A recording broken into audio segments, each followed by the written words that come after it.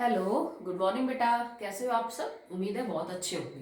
तो चलिए topic start करते हैं अपना। हम अभी 10th क्लास केमिस्ट्री के अंदर chapter 4 that is carbon and its compound उसके ऊपर है बेटा। और लास्ट टॉपिक जो हमने कवर किया that will B bond line representation. Okay, तो आई होप आपको वो टॉपिक क्लियर होगा। अगर आपको कोई भी डाउट्स है regarding any name of the compound, structure of the compound, तो आप मेरे से डिस्कस कर सकते हैं, ठीक है।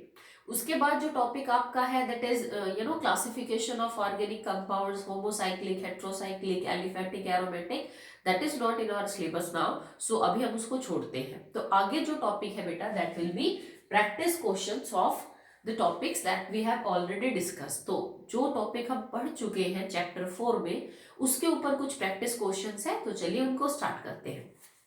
तो first question will be the number of isomers formed by hydrocarbon with the molecular formula C5H12। अगर आपके पास एक कंपाउंड है जिसका मॉलिक्यूलर फॉर्मूला C5 और H12 है, तो आप इसके कितने नंबर ऑफ आइसोमर और बना सकते हैं?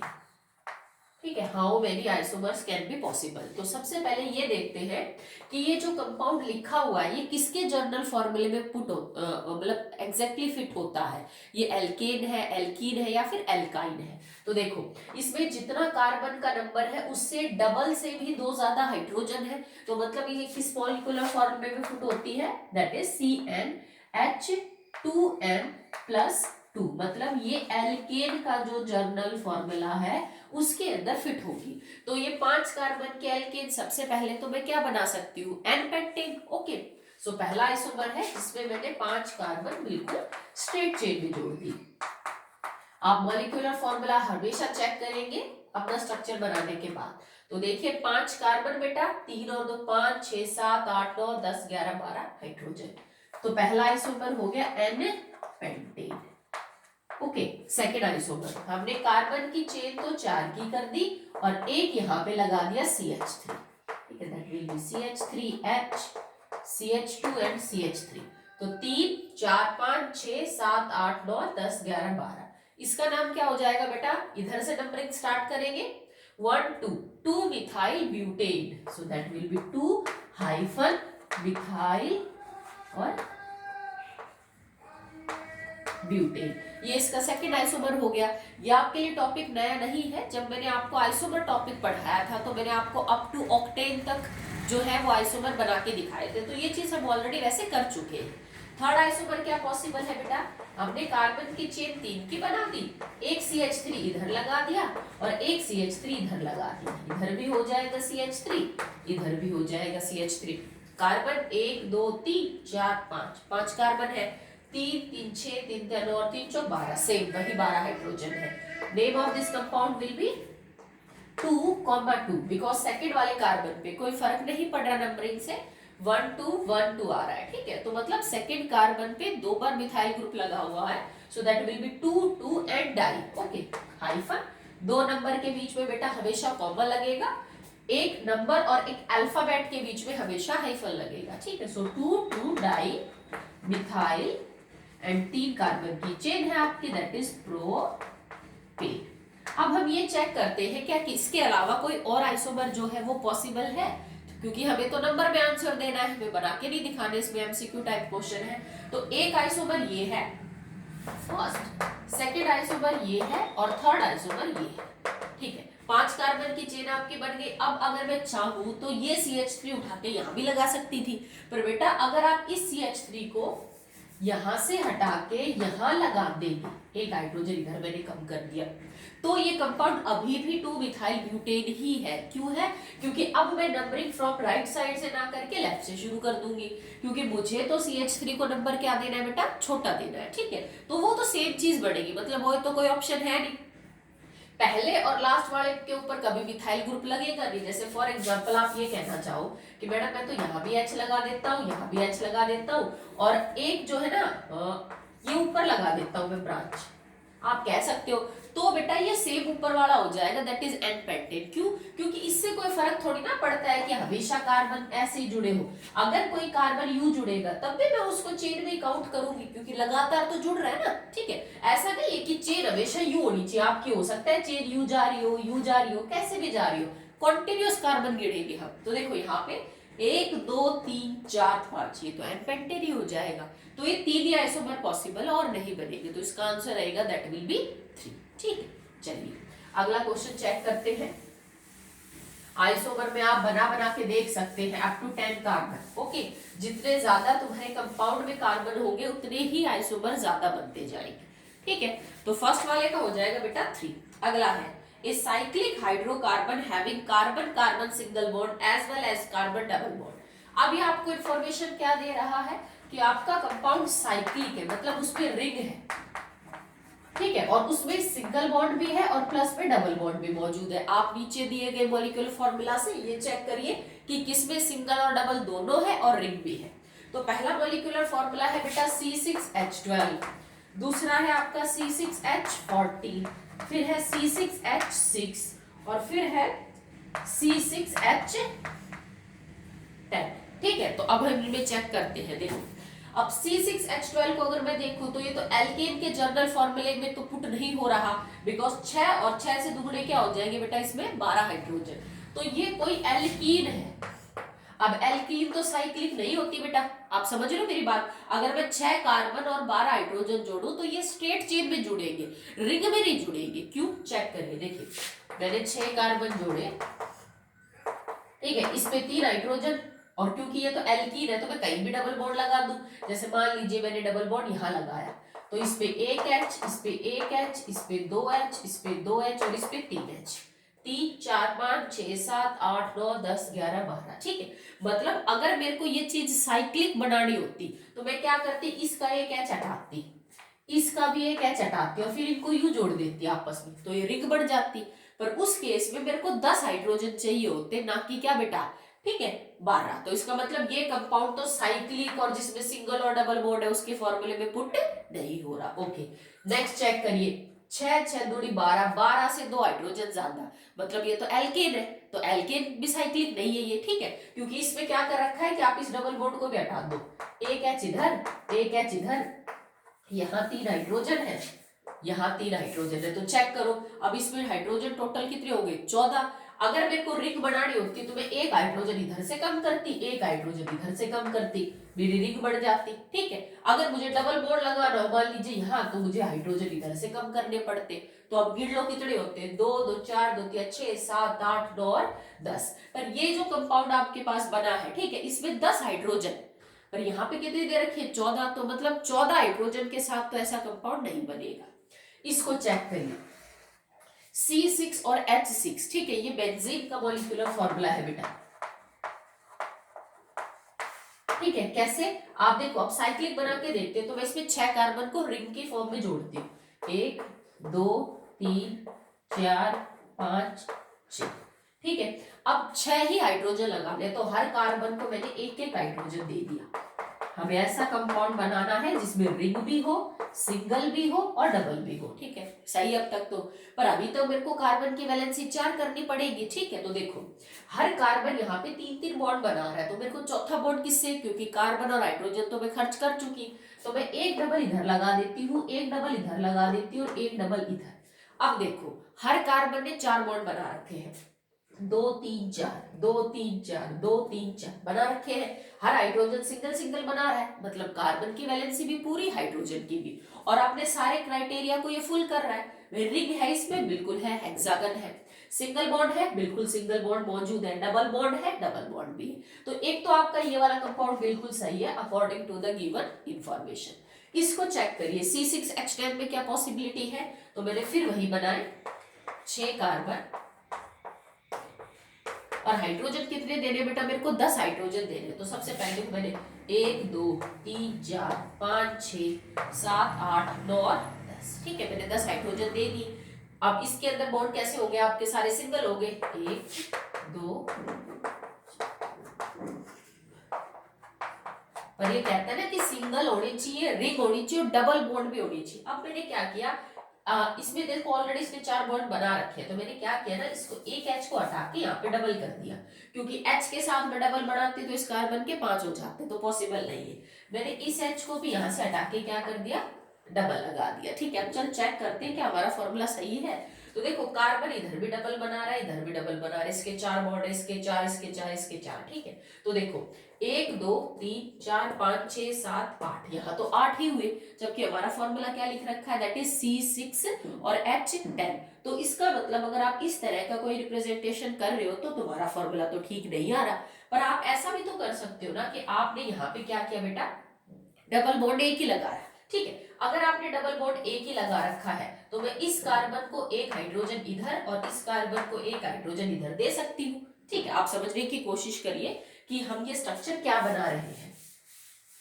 मैंने क्या किया, अब सिर्फ एक डबल बॉन्ड रखा साइक्लिक स्ट्रक्चर में, 1 2 3, और मान लीजिए ये डबल बॉन्ड मैंने यहाँ है, तो इस कार्बन ने तो ऑलरेडी 3 बना रखे, तो एक H, यहाँ पे 2H, यहाँ पे 2H और यहाँ पे 2H। अब आप चेक कर लीजिए, टोटल हाइड्रोजन होंगे 10, 1 2 3 4 5 6 7 8 9 और 10। कार्बन रिंग में भी है, एक डबल बॉन्ड भी मौजूद है, सिंगल बॉन्ड भी मौजूद है। तो आपके पास ये दो कंपाउंड है जो आपके ऊपर वाली इंफॉर्मेशन को क्या करते हैं, फुल्ली सेटिस्फाइड। ओके, चलिए नेक्स्ट क्वेश्चन करते हैं बेटा।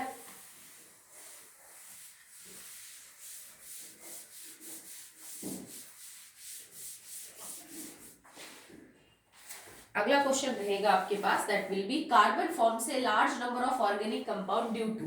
तो कार्बन हमने जब क्लास में स्टार्ट किया चैप्टर तो मैंने आपको बताया था कि कार्बन अकेले के कंपाउंड बाकी सब एलिमेंट्स के कंबाइंड करने से भी ज्यादा है। तो ऐसा क्या कारण है कि कार्बन इतने ज्यादा कंपाउंड जो है वो बनाता है, तो उसके रीजन दे रखे हैं। नंबर 1 कैटिनेशन, बिल्कुल सही बात है। Tendency to form multiple bond, मतलब ये डबल और ट्रिपल भी बना सकता है। फिनोमिना ऑफ आइसोमेरिज्म, कार्बन के कंपाउंड्स में आइसोमेरिज्म करने की प्रॉपर्टी है। तो ये तीनों चीजें रेस्पॉन्सिबल होती है for this forming of huge number of compound. अगला है, which of the following can not exhibit isomerism. इनमें से कौन सा कंपाउंड है जिसके आइसोमर्स नहीं बन सकते, मतलब आइसोमेरिज्म वाली प्रॉपर्टी वो शो नहीं कर सकता। तो एक तो मैंने आपको शुरू में बोला था, एक कार्बन, 2 कार्बन और 3 कार्बन के जो कंपाउंड है, मतलब मीथेन, प्रोपेन, इथेन, इस तरह के कंपाउंड आइसोमेरिज्म शो नहीं करते। यू एटलीस्ट नीड 4 कार्बन ताकि आइसोमेरिज्म हो सके। तो इसमें तो आप देखते टिक कर सकते हो कि जो 3 वाला कार्बन है, दैट इज C3H8, इसमें कोई आइसोमेरिज्म नहीं होगा। ओके, नेक्स्ट है 5th, name the gas evolved when ethanoic acid is added to sodium bicarbonate. So what is ethanoic acid बेटा, CH3COOH, and what is sodium bicarbonate, NaHCO3। तो कहता है दोनों जब रिएक्ट करेंगे तो गैस कौन सी बाहर निकलेगी। तो बेटा ये एक बेसिक सॉल्ट है, this is a basic salt, हम 3rd चैप्टर में कर चुके हैं। ये एक एसिड है, तो reaction is somewhat like neutralisation. Okay, so acid जो बेस के साथ रिएक्ट करेगा तो सॉल्ट और वाटर, बिकॉज आपके कंपाउंड में कार्बन भी मौजूद है तो CO2 और बाहर निकलेगी। It will form CH3COONA plus H2O and plus CO2, ये होगा आपका सोडियम इथेनोएट। ये एक सॉल्ट है बेटा, सोडियम इथेनोएट। तो कौन सी गैस बाहर निकलेगी, that is carbon dioxide. Why does carbon forms covalent compounds mainly by covalent bonding? क्या कहता है कि कार्बन के ज्यादातर जो कंपाउंड है उनमें वो जो बॉन्ड बनाता है वो कोवलेंट है, not ionic. Why it is so? Because carbon की बेटा कॉन्फ़िगरेशन है 2 और 4। या तो ये कर सकता था कि ये 4 इलेक्ट्रॉन दे देता और ये 4 पॉजिटिव हो जाता, या ये 4 इलेक्ट्रॉन दे देता और ये 4 नेगेटिव हो जाता, ठीक है, तभी तो ये अपनी बैलेंसी पूरी कर सकता था। यहाँ ये सिर्फ 2 बचता और यहाँ ये 2 और 8 हो जाता, ठीक है। पर ये दोनों ही प्रोसेस हाईली एनर्जी डिमांडिंग होते हैं। 4 इलेक्ट्रॉन लूज करना और 4 इलेक्ट्रॉन गेन करना, ये दोनों ही एनर्जी के पॉइंट ऑफ व्यू से बहुत मुश्किल काम है। सो उस चीज को नहीं करता कार्बन, और वो एक ऐसा तरीका अपनाता है जिससे एनर्जी भी ज्यादा खर्च ना हो और उसका ऑक्टेट भी पूरा हो जाए। That's why it will form covalent compound, जिसमें शेयरिंग से बात बन जाती है, क्योंकि 1 2 या 3 इलेक्ट्रॉन लिया और दिया जाना आसान है बजाय कि 4 लेने या देने के। ओके, अगला है, Why covalent compounds are generally poor conductor of electricity? तो तो बिजली क्यों नहीं कंडक्ट कर पाते हैं जो कोवलेंट कंपाउंड्स होते हैं? Because they do not have any free electrons. Covalent compounds के अंदर जो इलेक्ट्रॉन्स है वो बॉन्ड बनाने में यूज हो जाते हैं, वो बंधे हुए होते हैं। और बेटा इलेक्ट्रिसिटी कंडक्ट करने के लिए फ्री इलेक्ट्रॉन्स होना जरूरी है। Free electrons in the sense कि वो इलेक्ट्रॉन जो घूमने के लिए आजाद हो। अगर किसी चीज में से इलेक्ट्रॉन घूम पा रहे हैं तो वो बिजली कंडक्ट करेगा, पर इनके इलेक्ट्रॉन तो बंधे हुए होते हैं बॉन्ड में, that's why they will not conduct electricity. ये कॉन्सेप्ट काम करता है अगर आपका कंपाउंड सॉलिड है। अगर आपका कोई कंपाउंड लिक्विड है तो उसमें बिजली कब कंडक्ट होगी? जब उसमें क्या होगी? फ्री आयंस होगी। दोनों ही चीजें कोवलेंट कंपाउंड्स पे नहीं होती। अगला है explain the formation of covalent bond by taking example of methane. तो ये आप कर सकते हैं। मीथेन का फॉर्मूला है CH4, तो कार्बन के वैलेंस इलेक्ट्रॉन 4 और हमने लगा दिए 4 हाइड्रोजन। ठीक है, हाइड्रोजन पूरा करेगा अपना डुप्लेट और कार्बन पूरा करेगा अपना ऑक्टेट। मैंने बहुत सारे एग्जांपल करवाए थे आपको क्लास में, तो आप कर सकते हैं। अगला है unsaturated hydrocarbons are more reactive than saturated hydrocarbons. Why?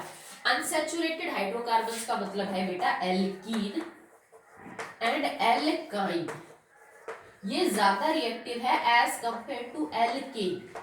मतलब ये है सैचुरेटेड और ये दोनों है अनसैचुरेटेड। तो कह रहा है कि अनसैचुरेटेड हाइड्रोकार्बन ज्यादा जो है वो रिएक्टिव क्यों होते हैं? तो इसका कारण क्या है? ये हमारा टॉपिक नहीं आया है वैसे चैप्टर में, पर मैं आपको बता देती हूँ। बेटा जब एक सिंगल बॉन्ड बनता है तो आप कोवलेंट बॉन्ड की 3 टाइप्स पढ़ते हो, दैट इज सिंगल, डबल और ट्रिपल। इसके अलावा कोवलेंट बॉन्ड 2 टाइप का होता है। अगर आपके बॉन्ड सारे ही सिंगल है तो वो covalent bond sigma covalent bond होता है। अगर पाई आ जाता है, जैसे अगर डबल या ट्रिपल बॉन्ड आ जाता है, तो इसका मतलब डबल और ट्रिपल बॉन्ड के अंदर एक और बॉन्ड आ जाता है जिसको पाई बॉन्ड बोलते हैं। ठीक है, मतलब क्या है बेटा कि कोवलेंट बॉन्ड 2 टाइप के होते हैं, सिग्मा और पाई। ठीक है, सिग्मा और पाई से क्या मतलब है? अगर किसी कंपाउंड में कोई एलिमेंट सारे ही बॉन्ड सिंगल बना रहा है तो single covalent bond sigma covalent bond होता है। Single covalent bond is sigma and that is very strong. ठीक है, अगर आपके कंपाउंड में डबल या ट्रिपल आ जाता है, जैसे तुम्हारे कंपाउंड में एक डबल है और या फिर ट्रिपल है, तो डबल में एक तो होता है सिग्मा बॉन्ड और एक मिलेगा पाई, ट्रिपल में एक मिलेगा सिग्मा और 2 मिलेंगे बेटा पाई। ठीक है, दिस इज फैक्ट, आप इसको याद कर लीजिए कि अगर सिंगल बॉन्ड है तो वो हमेशा सिग्मा होगा और वो बहुत ही स्ट्रॉन्ग बॉन्ड होगा। अगर कहीं डबल बॉन्ड बन रहा है तो उसमें एक सिग्मा और एक पाई होगा। ट्रिपल बॉन्ड में एक सिग्मा और 2 पाई होंगे। अब दोनों में डिफरेंस क्या है वो आपके लेवल की बात अभी नहीं है, वो 11th में समझ में आएगा कि सिग्मा कब बनता है और पाई कब बनता है। अभी आप इतना ध्यान कर लीजिए, when it is only single bond it is 100% sigma. अगर डबल बॉन्ड है तो उसमें एक सिग्मा और एक पाई है, और अगर ट्रिपल बॉन्ड है तो उसमें एक सिग्मा और 2 पाई है। अब ये कहना ये चाहता है कि जो डबल और ट्रिपल बॉन्ड है, मतलब एल्कीन और जो एल्कीन और एल्काइन है, ये ज्यादा रिएक्टिव है एज कंपेयर टू दिस। तो वो इसलिए बेटा क्योंकि सिग्मा बॉन्ड होता है strong, that is hard to break. ठीक है, और जबकि जो पाई बॉन्ड होते हैं वो होते हैं वीक, कमजोर, it is easy to break. जब कोई चीज रिएक्ट करेगी तो उसके पुराने बॉन्ड टूटेंगे और नए बॉन्ड बनेंगे। जैसे फॉर एग्जांपल मैं अगर ए मॉलिक्यूल और बी मॉलिक्यूल की रिएक्शन करके ए बी मॉलिक्यूल बना, ठीक है, तो जब तक ये पुराने बॉन्ड टूटेंगे नहीं तब तक नया बॉन्ड बनेगा नहीं। रिएक्शन तो तभी होती है ना जब रिएक्टेंट के पुराने बॉन्ड टूटे और नए बने। तो जिसका बॉन्ड जितनी जल्दी टूट जाएगा हम कहेंगे वो उतनी जल्दी रिएक्ट कर रहा है। तो जब बॉन्ड कमजोर होगा तो जल्दी टूटेगा। तो इनमें पाई बॉन्ड होता है, जैसे ये पाई बॉन्ड टूट गया, ये पाई बॉन्ड टूट गया, टूटते ही रिएक्ट कर जाएंगे। तो सिग्मा बॉन्ड स्ट्रॉन्ग है, उसको तोड़ना मुश्किल है, जबकि पाई बॉन्ड क्या है बेटा, कमजोर है, जो आसानी से टूट जाता है। तो पाई बॉन्ड कमजोर है, दैट्स व्हाई एल्कीन और एल्काइंस थोड़े ज्यादा रिएक्टिव होते हैं। ओके, नेक्स्ट देखिए बेटा, it is explain why carbon forms very large number of compound. तो ये हम ऑलरेडी क्वेश्चन कर चुके हैं। अगला है what are hydrocarbons, give example. तो compounds that are made up of carbon, hydrogen and their derivatives are hydrocarbon and there are so many example आप लिख सकते हो. Give the structural difference between saturated and unsaturated with 2 example. तो ये मैंने आपको video में क्लियरली एक दिन समझाया था और उसमें एग्जांपल भी बोले थे आपको. सैचुरेटेड हाइड्रोकार्बन्स वो है जिसमें सारे बॉन्ड सिंगल हो, ठीक है, जैसे जस्ट लाइक एल्केन, कोई भी आप एग्जांपल लिख सकते हो. अनसैचुरेटेड में डबल ट्रिपल भी होता है अलॉन्ग विद द सिंगल, ठीक है, जस्ट लाइक एनी एल्कीन और एनी एल्काइन. अगला है catenation is the ability of an atom to form bonds with other atoms of same element. It is exhibited by both carbon and silicon. Compare the ability of catenation of the 2 elements, give reason. तो बेटा carbon इकलौता element नहीं है जिसमें catenation होती है, पर carbon में बहुत ज्यादा होती है. कारण क्या है? कार्बन का साइज छोटा है, ठीक है. कार्बन जितने अच्छे मल्टीपल बॉन्ड बना सकता है, मतलब डबल और ट्रिपल, उतना कोई दूसरा एलिमेंट नहीं बना सकता. तो कार्बन और सिलिकॉन में कार्बन की कैटिनेशन बहुत अच्छी है as compared to silicon, because carbon is small in size. Secondly it can form multiple bond much better than the silicon. अगला है बेटा the atomic number of chlorine is 17, writes its electronic configuration. तो chlorine का atomic number 17 है, मतलब 2, 8 और 7. Next is draw the electron dot structure of chlorine molecule. तो chlorine molecule कैसे होंगे? 1 2 3 4 5 6 7, 1 2 3 4 7. ये अपना ऑक्टेट पूरा करेंगे by sharing 1 electron. Okay. Next is name A molecule which contains both a single and A double bond between carbon and oxygen atom. कोई ऐसा molecule बताइए जिसमें कार्बन और ऑक्सीजन सिंगल बॉन्ड और डबल बॉन्ड दोनों ही रखते हो. तो जैसे फॉर्मिक एसिड है, HC double bond OOH. This is the formula of formic acid. Methanoic acid जिसको हमने पढ़ा है 3rd चैप्टर में 2nd में. तो देखो यहाँ पे कार्बन और ऑक्सीजन में डबल बॉन्ड भी है और कार्बन और ऑक्सीजन में सिंगल बॉन्ड भी है, ठीक है. आप इथेनोइक एसिड का भी एग्जांपल लिख सकते हो, जरूरी नहीं है कि सब यही एग्जांपल लिखिए. Ethanoic acid, methanoic acid, propanoic acid, इन सब के अंदर ये चीज आपको देखने को मिलेगी. जैसे इथेनोइक एसिड का ये है, जिसे आप एसिटिक एसिड भी बोलते हो, इसमें भी सिंगल बॉन्ड और डबल बॉन्ड दोनों है. अगला है बेटा how many right the molecular formula of N alkene and alkyne with 4 carbon number. तो आपको एक ऐसी एल्कीन बनानी है जिसमें कार्बन 4 हो और एक ऐसी एल्काइन जिसमें कार्बन 4 हो. तो एल्कीन का जनरल फॉर्मूला होता है CnH2n. तो मैंने यहां कर दिया 8. इसका होता है CnH2n -2. तो 4 दूनी 8 और 2 घटा दिए उसमें से, ठीक है. अगला है how many covalent bonds are present in the molecule of ethane. तो ईथेन का मॉलिक्यूल ये है, मुझे इसमें टोटल कोवलेंट बॉन्ड गिनने बेटा. तो कितने हैं? 1 2 3 4 5 6 और 7. तो total 7 covalent. Okay. What is the covalency of carbon in ethane, ethene और इथाइल. तो कोवेलेंसी क्या होती है बेटा? कोवलेंट कंपाउंड्स के अंदर अगर कोई एलिमेंट की वैलेंसी की बात करें तो वो कोवेलेंसी है. अगर कोई एलिमेंट आयनिक बॉन्ड बनाता है तो उसकी वैलेंसी को हम इलेक्ट्रोवैलेंसी बोलते हैं. तो इससे कोई फर्क नहीं पड़ता कि कार्बन ने डबल बॉन्ड बना रखा है कि ट्रिपल की सिंगल, चाहे ईथेन हो, ईथीन हो या इथाइन हो, कार्बन हमेशा 4 ही इलेक्ट्रॉन शेयर करेगा अपने ऑक्टेट पूरा करने के लिए. So the covalency in the carbon will always be 4. Okay. Next है हाउ मेनी 6 एंड 5. तो देखिए बेटा अब आपके पास सिर्फ 2 क्वेश्चन बचे हैं, that is question number 13 and question number 14. तो ये आपका होमवर्क रहेगा क्योंकि बाकी सब तो मैंने समझा दिए. तो क्वेश्चन नंबर 13 और क्वेश्चन नंबर 14 जो है वो आपका होमवर्क है. आप उसको खुद अटेम्प्ट करेंगे अपनी फेयर नोटबुक में, ठीक है. और एक मैंने आपको मैं शायद बताया भी होगा कि आपकी कॉपी कभी भी चेक हो सकती है. सो आप डेट वाइज अपना होमवर्क करेंगे. रोज जो भी वीडियो जाती है आप डेट डालेंगे कि आज ये 15 जनवरी का है, 14 जनवरी का है. जिस दिन भी मुझे सुटेबल लगेगा मैं आपकी नोटबुक डेट वाइज मंगवा सकती हूँ कि शुरू के 15 रोल नंबर, शुरू के 20 रोल नंबर अपनी नोटबुक भेजिए. तो मुझे ये नहीं चाहिए कि आपने 3 दिन बैठ के काम इकट्ठा करके फिर कर लिया, ठीक है. ऐसा नहीं हो. आप रोज का काम रोज करेंगे. किसी भी दिन में किसी भी रोल नंबर की कॉपी जो है वो चेकिंग के लिए मांग सकती हूँ, ठीक है. तो आज के लिए बस इतना है. थैंक यू बेटा.